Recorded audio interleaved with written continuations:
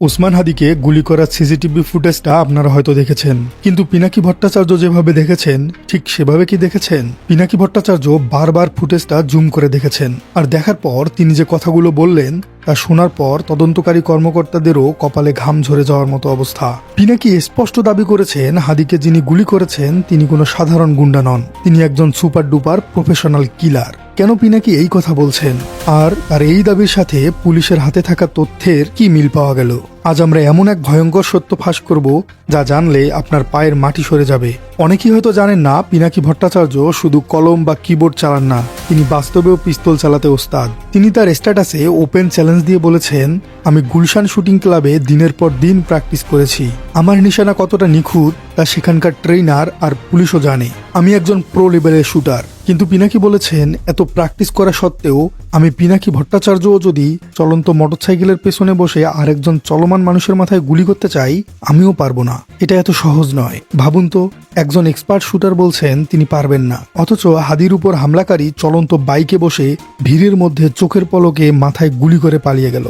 পিনাকি প্রশ্ন তুলেছেন, তাইলে বুঝে নেন কে হাদিকে গুলি করছে। এটা সাধারণ গুন্ডার কোনো কাজ হতেই পারে না, এর জন্য বিশেষ ট্রেনিং লাগে। তার মানে কি এই হামলাকারী কি কোনো বিশেষ বাহিনীর ট্রেনিং প্রাপ্ত, নাকি ভাড়াটে কোনো শার্প শুটার? পিনাকি তো বললেন এটি প্রফেশনালের কাজ।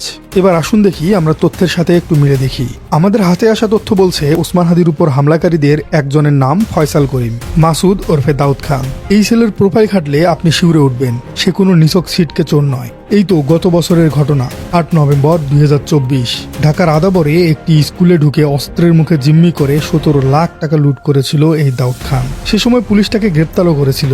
তার কাছ থেকে কি পাওয়া গিয়েছিল জানেন? 2টি বিদেশি পিস্তল, 2টি ম্যাগাজিন এবং 5 রাউন্ড গুলি। চিন্তা করুন, যার কাছে বিদেশি পিস্তল থাকে, যে কিনা দিনে দুপুরে স্কুলে ঢুকে ডাকাতি করতে পারে, সে যে কতটা ভয়ঙ্কর প্রফেশনাল তা কি আর বলে দিতে হবে? পিনাকির বিশ্লেষণ আর এই দাউদ খানের রেকর্ড একদম হুবহু মিলে যাচ্ছে। কিন্তু গল্পের আসল টুইস্ট বা বড় প্রশ্নটাই এখনো বাকি। 8 নভেম্বর তাকে বিদেশি অস্ত্র সহ গ্রেপ্তার করা হলো। আজ ডিসেম্বরের 13 তারিখ, মানে 1 বছর পেরিয়ে গেছে। কিন্তু এই ভয়ঙ্কর সন্ত্রাসী জেল থেকে ছাড়া পেল কিভাবে? অস্ত্র মামলা, ডাকাতি মামলা, বিদেশি পিস্তল উদ্ধার, সাধারণত এসব মামলা জামিন পেতে বছরের পর বছর সময় লেগে যায়। আর এই ছেলে মাত্র 1 বছরের মধ্যেই বিদেশি পিস্তল নিয়ে ধরা পড়ার পরেও জামিন পেয়ে গেল, এবং জামিন পেয়েই সে আবার হামলা চালালো ওসমান হাদির। এখানেই গন্ধ পাওয়া যাচ্ছে গভীর কোনো ষড়যন্ত্রের। পিনাকি ভট্টাচার্য ঠিক এই ইঙ্গিতটি দিয়েছেন। এই দাউদ খানের পিছনে কি কোনো বড় গডফাদার আছে? প্রশাসন বা আদালতের ভেতরে কি এমন কেউ আছেন যারা এই কিলারের শেল্টার দিচ্ছে? প্রশ্ন হলো, এই ছেলেকে আসলে জামিন দিল কে? কার ইশারায় সে সাড়া পেল? তাকে কি জেল থেকে বেরোই করা হয়েছে হাদিকে মারার জন্য? পিনাকি ভট্টাচার্য বলেছিলেন, বুঝে নেন কে গুলি করেছে।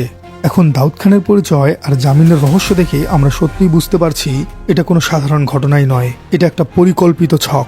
বিদেশি অস্ত্র চালানো জানা, ঠান্ডা মাথায় এক খুনিকে জেল থেকে বের করে এনে জুলাই বিপ্লবের উপর লেলিয়ে দেওয়া হয়েছে। আজ যদি ওসমান হাদির কিছু হয়ে যায়, তবে এর দায় কে নেবে? যে বিচারক তার জামিন দিলেন তিনি, নাকি সেই পুলিশ যে তাকে ঠিকমতো চার্জশিট দিল না তারা? দর্শক, আপনারা কি মনে করেন বিদেশি অস্ত্র সহ ধরা পড়া আসামি 1 মাসে জামিন পায় কিভাবে? এর পেছনে কি প্রশাসনের ভেতরের কোনো কালো হাত আছে? কমেন্টে জানান আপনার মূল্যবান মতামত। আর আপনার রাজনীতি চ্যানেলে নতুন হয়ে থাকলে চ্যানেলটি সাবস্ক্রাইব করার অনুরোধ থাকলো। ধন্যবাদ। তো বন্ধুরা, আজকের ভিডিওটি এই পর্যন্ত। ভিডিওটি ভালো লাগলে একটি লাইক দিবেন, চ্যানেলটি সাবস্ক্রাইব করে রাখবেন এরকম নিত্য নতুন ভিডিও পেতে। তো দেখা হচ্ছে নতুন আরো একটি ভিডিওতে। ততক্ষণ সবাই ভালো থাকুন, সুস্থ থাকুন। আল্লাহ হাফেজ।